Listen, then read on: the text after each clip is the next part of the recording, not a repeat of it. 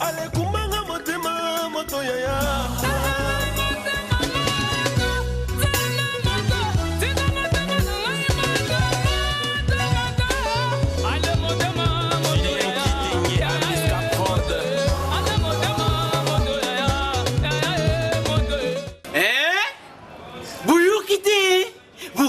Kaka.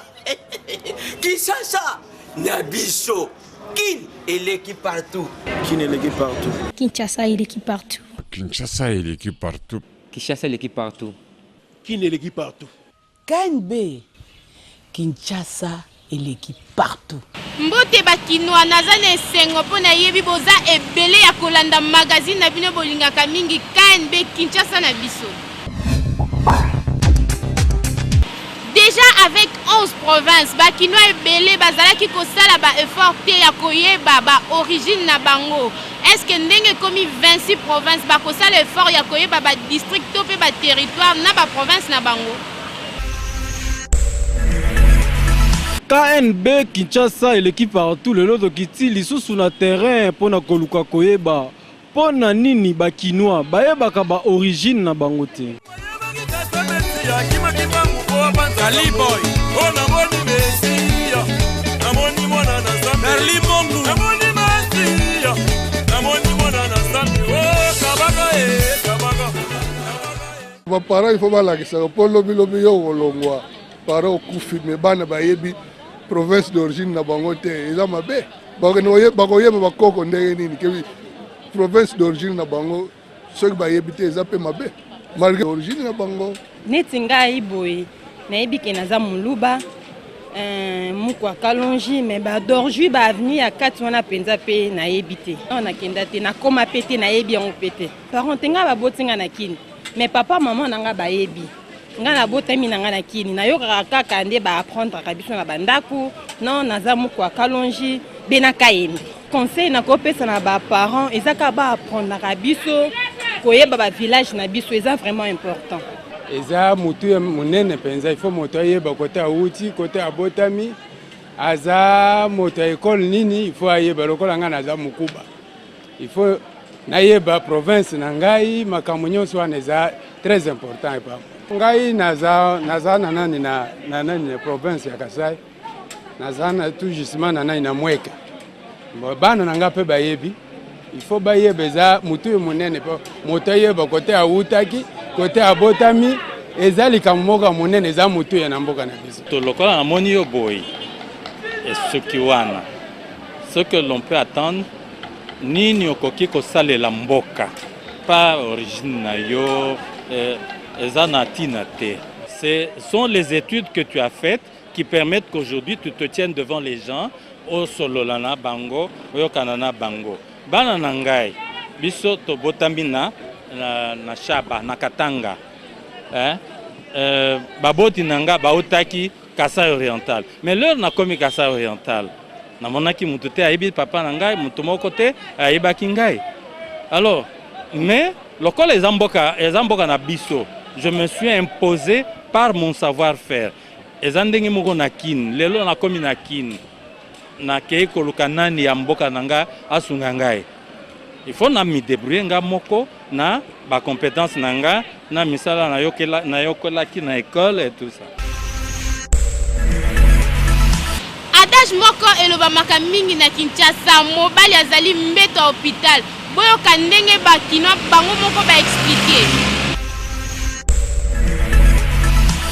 KNB qui est l'équipe partout, les autres qui sont na terrain, tout na bakinois, ceux qui baye baka signification et adage oyo, balobaka mobali azambe tu ya hôpital. Mameshe talanga ile kinayo, na bandeli via zero, likolo ya mobali oyo, noko jipe, kolembe banate, fungola miso, likambo fami bapekisaki na boya kikoyo kao, mobali azali, beta l'hôpitaloma, lela oyo na yo zuye, obosani momongo nyosonga na yo tosala oseki olobi na betela e, fotokopi na botela yo komisanga boyelema oyo salinga balobaka mobali aza mbeto hôpital mpona bizaleli ya mobali bamibali mingi bizaleli na bango ntango bobalani boza bien ntango bokokoma esika moko mona le mosu achange bizaleli yango balobaka ke mibali baza mbeto hôpital na libala fo oza na patience so oza na patience te ya defo oya kozanga makambo ebele le mosusu na katikati wana eza malamu te me na suka na bino le mosusu libala ozala nango kitoko mobali aza mbeto ya l'hôpital elobama bongo mpona nini elobama bongo mpona biso mibali nde tozalaki lelo nakobala mwasi nabali mwasi bien lobi ekotika mwasi wana ekomi na mwasi mosusu nde adage wana ekoma kolobama ndenge wana ke mobali aza mbeto ya l'hôpital namona yango eza bien te koloba na mibali ndenge wana ke mobali aza mbeto ya l'hôpital eza mibali nyonso te bazalaka na bajare wana eza mobali mosusu abali mwasi na ye aza kaka fidèle na mwasi na ye batika oyo balobaka bongo eza n'importe quel motu te okoki kolobela ndenge wana ke bino mibali boza bambeto ya l'hôpital eza bien te mpe esalaka bien te. Oui, adage wana d'abord eza adage moko mabe na kati ya bavie ya bacouple po ntango babalaka pour l'éternité eza libela ti suka bokabwana na liwa ndenge nzambe asala libala mais tokoma biso bato tokoma koloba ke libala ekomi mbeto hôpital parce que mobali akomi azali mbeto hôpital dans ce sens que mwasi oyo aza koya libala aza koconsidere mobali lokola mbeto hôpital. Or mbeto hôpital ezali mpona kovanda yango eterema te bayaka na hôpital soko beli ozwi traitement nde osimi nzela okei. Alors azwi mobali na ye akomisi lokola mbeto hôpital aye mpo na intérêt. Donc eza libala moko aye nango enikima non pas pour l'amour mais mpo na intérêt eke soki intérêt yayaki nango ekoki atiki mobali akei. Donc okoki koconsidere mutu mobali na yo oyo bokosala na ye vie lokola mbeto hôpital te. Likolo ya ba abréviation ya ba SMS na ba téléphone cellulaire to constater que ekitisi niveau ya orthographe ya ba jeune kinois ba professeur ebele ya français balobeli likambo yango.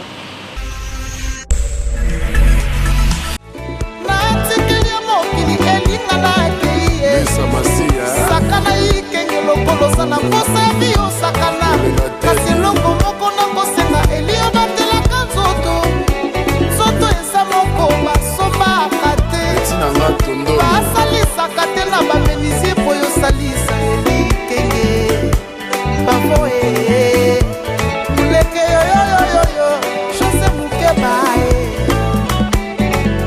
amilengi mwasi kitoko sika loboko salite soso jamais koki kozokisa moto kasi pota ya bolingo ekenge ezokisaka mpe esuwaka yeba ozali mwana moto kindelanga mpasi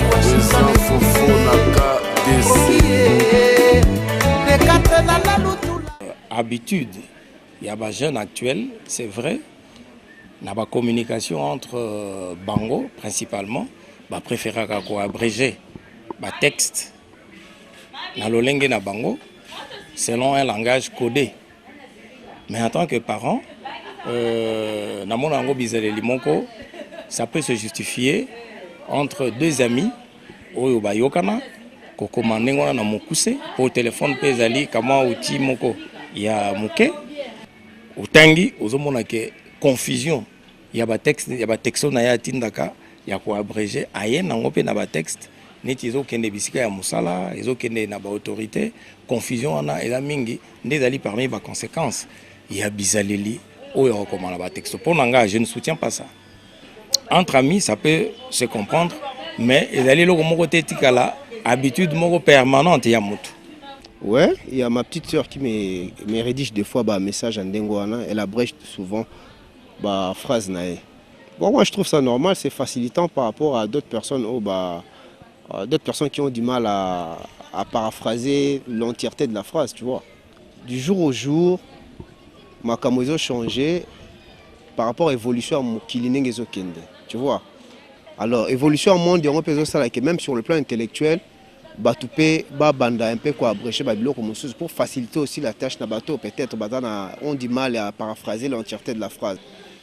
Bon, et là, on a le ce qui est intelligent, on appelle une abréviation, parce que vous voyez, donc bato bakoma na abrégé baza pe mayele baza kutu mayele makasi olie na koma mobimba ezwanga temps na koma BCP moto aza intelligent à comprendre lo na komi directement mais soki aza intelligent akoyeba te moto akomi nini. Tout dépend du linguiste, hein, mais sinon généralement la grammaire c'est l'ensemble de règles qui codifient une langue. Hein? C'est ces règles-là que les agents de langue doivent utiliser pour parler correctement cette langue, l'écrire aussi. Et tout ça. Quand vous voyez l'ONU, on sait les Nations Unies, là il n'y a pas de problème au niveau de mots ou de noms comme tels. Mais seulement qu'au niveau de la langue parlée, surtout la langue écrite, il ne faut jamais abréger. Il faut écrire en toutes lettres. Tout ce que nous avons maintenant comme abréviation del texto, on est tenté de mutiler la langue. Hein? Et ça montre maintenant que les gens n'ont plus la maîtrise de cette langue-là, française. Dans le cours d'expression écrite, il est recommandé aux élèves d'écrire en toutes lettres. Les abréviations, oui, on peut les utiliser, mais pas mutiler le mot dans les abréviations. Nabongo sala ya lelo maître Pierre Mpassou alobeli rôle ya ministère public na kati ya procès.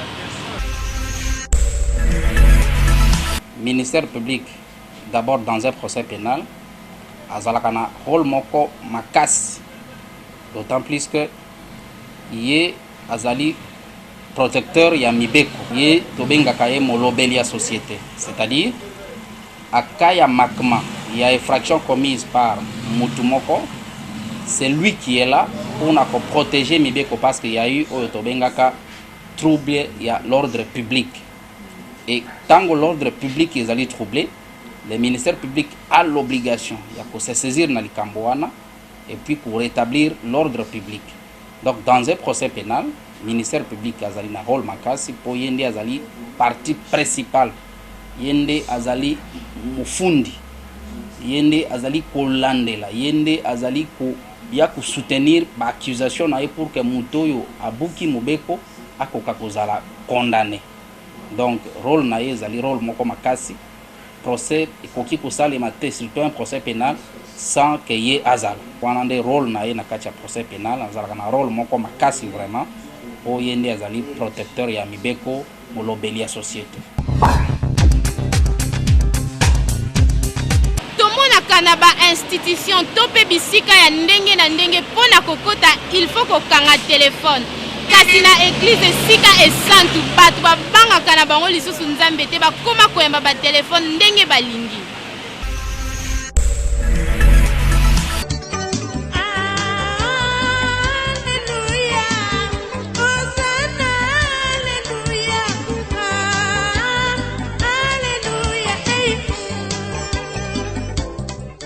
Bon, je pense que tant que dans l'église, ils allaient pour te communier dans Nzambé. C'est que tu as kokuta dans Nzambé, mais Nzambé agisaka devant les serviteurs na yé. Alors je pense qu'ils allaient un moment beaucoup plus important. Je pense que makambo toko solo na téléphone. Et je ne pense pas que c'est vraiment plus important dans makambo pasteur azoko teya ou bien au bazoko teya na église. Moi je pense que pratique wana il faut se discipliner kama muke. Bon, tozo kaka exemple ozoke okuta na mukonzi mo un président de la République je ne pense pas que ce téléphone a sonné pendant que vous en entretien na ye ou excusez-moi et puis au bandi ko solo na téléphone. Non. Je pense que c'est de la même façon auto meka kopesa lo kumu na bato mokili. Bikelamu et sengeli to pesa rango pe na oya keli biso. C'est dit tous en moins respect wana ce que au côté église la moindre des choses pour quand un téléphone ou soit que tu as un mode vibraire Je crois que c'est la moindre des choses au lieu que aux téléphones ou soit au bimi ou indisposé même bateau dans la matière puisque au télémi alors na habité ba mona que yondo za na téléphone cher yondo là tu soulier qui toko veste za propre. Non, je pense que ndenge to meka ko pesa respect na bato mokili o akeli biso encore je ne vois pas pourquoi to ko déroger na ba règle on a d'où il est important tant de continuer église to kanga ba téléphone na biso. Il faut d'abord donner l'importance na nzambe akeli biso. Et alors ceux qui appellent les koti et urgence et sengi il faut d'abord dans sous mode vibraire. Mais le beau zaï un appel moi urgent c'est là. Il y a ma casse, il y a mbongo et au ça là un rendez-vous important. Oui, bien non, je respecte l'église, on a un mode vibraire, mais bien non répondre après. Mais quand il y a rien que non tu prends ton téléphone, tu sors, tu ne donnes pas l'importance dans Nzambe à Kelabiso. On doit donner quand même l'importance dans Nzambe. Normalement, téléphone, il faut que l'église, ou soit il faut que on andaku, ou soit il faut que nango, faut que vibrer. Mais so ba bengi yo, en tout cas so pasteur azoté ya ezala rapena permis à oyamba téléphone parce que ça m'a bé, ça lokolo saboter Nzambe parce que on bazoté il faut que ça la osa concentrer na matière bazoté. Quel que soit mbongo ou soit tu as un problème moko, faut que la prière ici la prendre au yamba téléphone non pour mutuana soit bengi yo attends yambité tant yo robimana kill il faut rappeler non benga kinga na zaki na église. En tout cas na question na mama journaliste oyo poser ngai eza question moko eza mutu ya mingi bana na Nzambe mingi sengeli ba sosola. Premièrement Nzambe aleki nyonso na mokili ya Nzambe aza nyonso tango mutu aza kosola na Nzambe esengeli mutu akabola temps na ye akabola temps na ye donc même Bible oblige dans Ecclésiaste qu'il y a un temps pour toutes choses hein. Il y a un temps pour toutes choses. C'est la raison pour laquelle le monde, tant que nous sommes dans l'église, nous avons un téléphone. Parce que tout le monde a un téléphone. Si on a un bureau à Mokili, tu as un téléphone libanda. Si on a un téléphone libanda, combien de fois plus raison nanda kwa nini ya Nzambe. Rédaction ya KNB et s'intéresse à qui ndenge nini ba brosaka minu combien de temps fait combien de fois.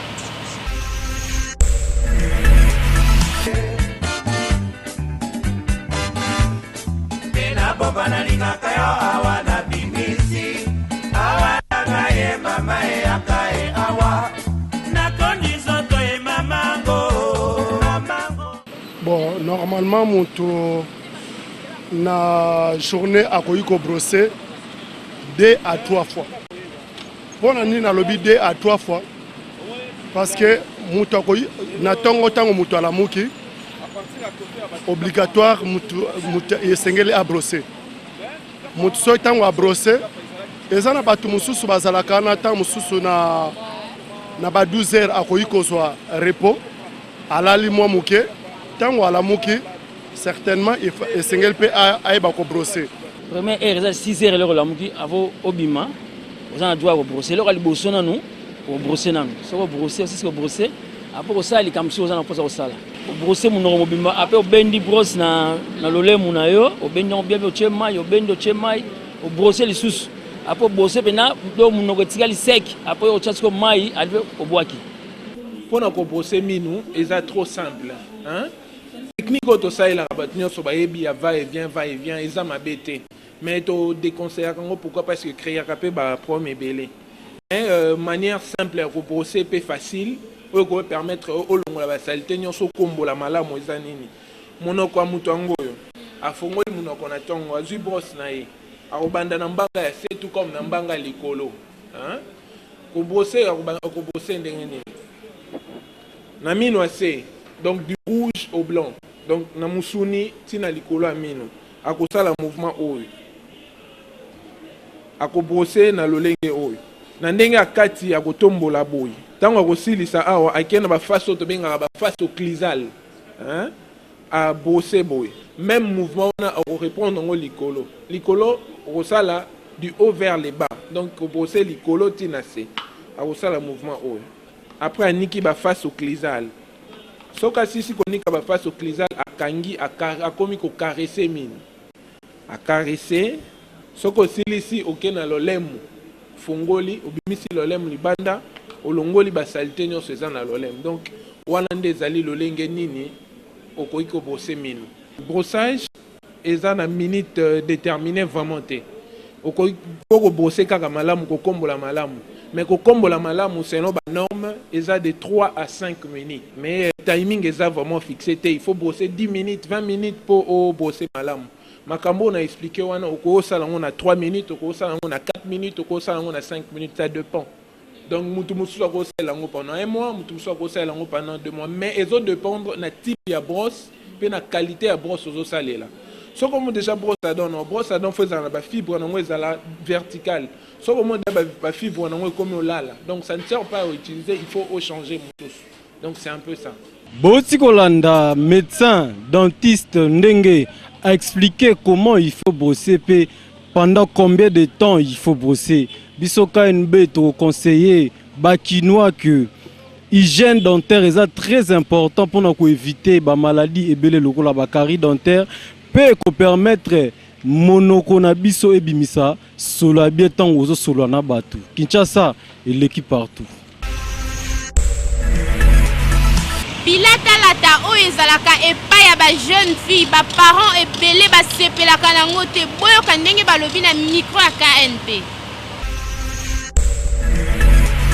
Makange misaka oke chérie adieu osambwiseli ngai nzoto lokumu nanga nyonso bebi oyaka lokola na ndoto moke lokola mpongi naponi yo mama ya bana ozala sala wanga nakamwe kaka ndeko bosaninga na bana en tout cas basambwisi biso makasi tosepeli na comportement na te bazolata mabe makasi mwasi akoki kobomba nzoto na ye comme ça mobali akosepela na ye na elatelo azolata ya bien elatelo bazolata yango ya mikolo esepelisi biso te jamais nga moboti nasepela ndenge nini nasepela na elateli wana mpe leona ya kolobango conseil nga na opesa bango batika elateli wana il faut bachanger elateli wana balata ndenge mwasi alataka bamama bakosepela puis bapapa mpe bakosepela nakosepela na elateli yango ata moke te kutu naza na oyo yanga bajeune fille na ndako bilamba wana nakotumba yango nde nazwi kutu mosu natindi yango mboka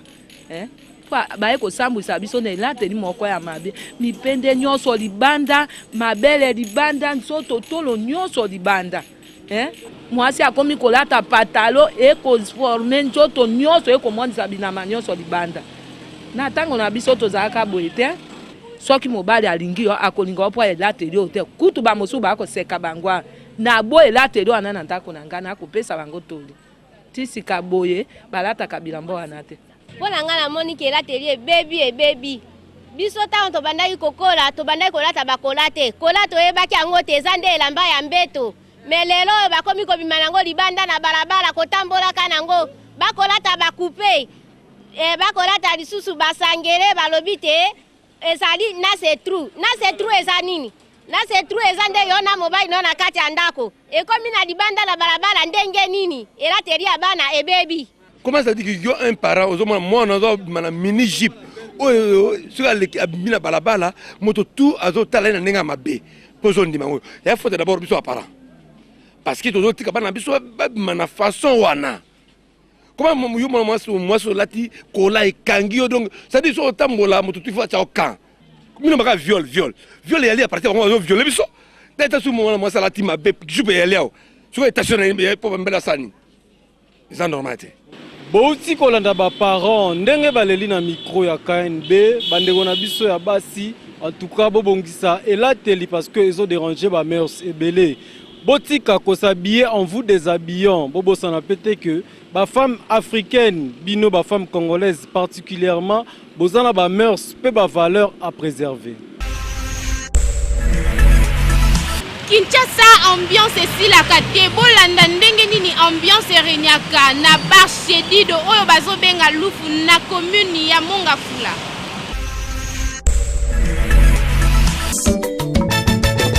Jérôme Mutingia Maliklere ya tunga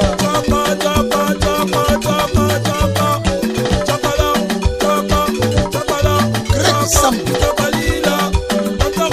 C'est comme ça que l'ambiance tu à kin, et fait les Shedido. Bon matabo kita, o Nyangwe, partout na kin, Kinkole et Samuel Nango, Dido, Nzambe na bango nyoso. Ouais, tout ça dans le quartier, eza place mo bato bayaka kovanda, place bato bayaka se réjouir, que c'est détendre et puis que c'est détresser. Déjà place mo tovandaka souvent ebele. Bon, je sais pas, bato babengaka yango lufu, mais habité par rapport à calcul na bango, c'est peut-être parce que ma sangaison un peu diminué par rapport à ma prix à ma terrasse mususu. Des babengaka yango lufu. Par rapport que non ambiance est à tout moment. Et dans lundi, mardi, qui partent au week-end, on est là côté donc ambiance est les garanties moment du lundi au lundi. Bon, c'est que na ya ça arrêté que l'inaya ya te gagner na prix ya ezine. Yango na batu nyonso ba jeune ba préférer na bango awa. Aya sombi moko ba bakisi mibale. Yango na biso nyonso tokufa na biso ka pas didwa. Bino moko bolandi ndenge nini population ya monga fula nyonso tu bango tu baza po balobi lufu chedi de lufu ekanga partout po balobi koto ambiance moko responsable chedi de elongoli ba kinois surtout ba jeune pour les remela zododo po ba kitiseli bango bière na prix moko ya mukie kin et l'équipe partout. Festival Talomoke oyo kozala na Maisha Park boutique Bougas pe ekozala wana oyo spécialité na bango eza bilamba ya bana mibali bakozala wana pe bakoteka biloko na bango na prix moko abordable.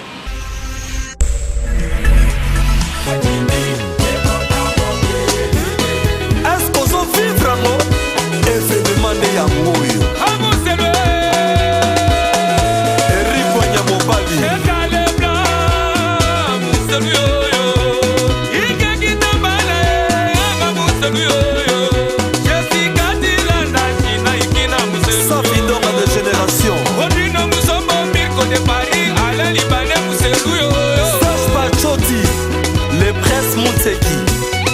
John Litindi, restaurant Love Story.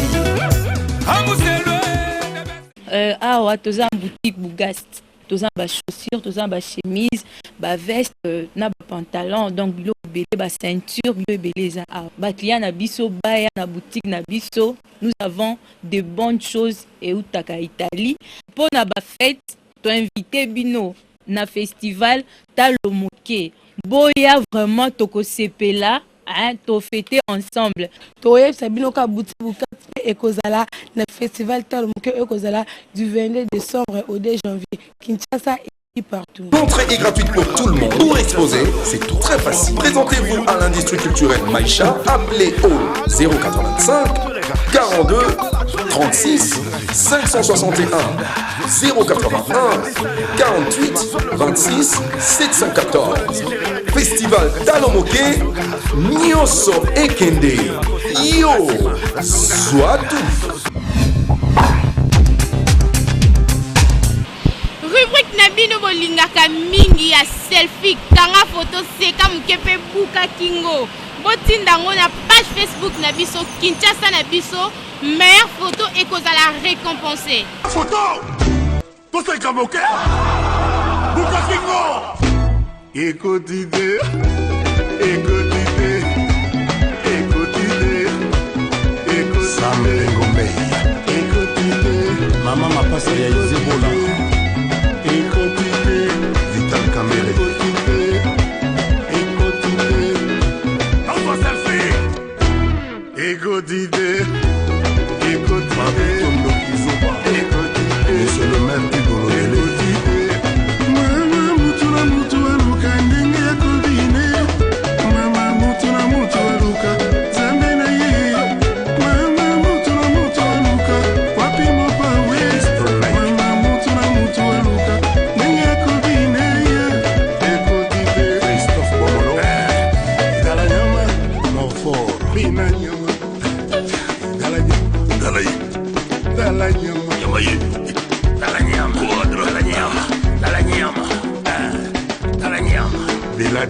Nyama ya bandal ya sima nyamba mateki ouais nyama ya yolo chuma bila lobby. Artiste comédien Baptiste a solo li masolo ya forme na monde ya théâtre KNB ezalaki wana. Pona zalaka amoureux ya kitendio lichala la resino tala réglage oyo tala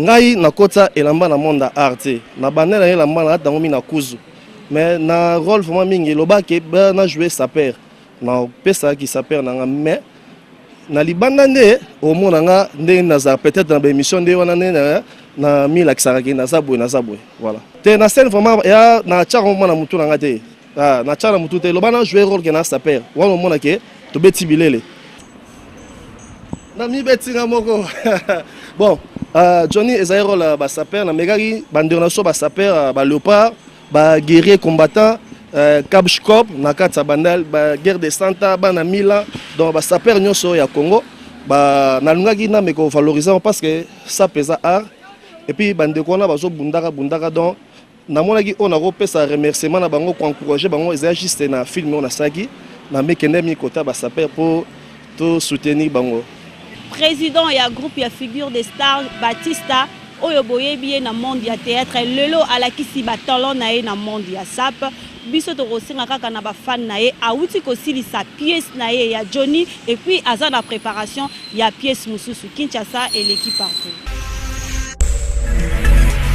Merci mingi batino na ndenge bozala ki ebele ya kolanda magazine na bino KNB ya lelo to présenter ki yango na sima ya SPT na commune ya Gombe ngala bino to kutani lobby Kinshasa et l'équipe partout.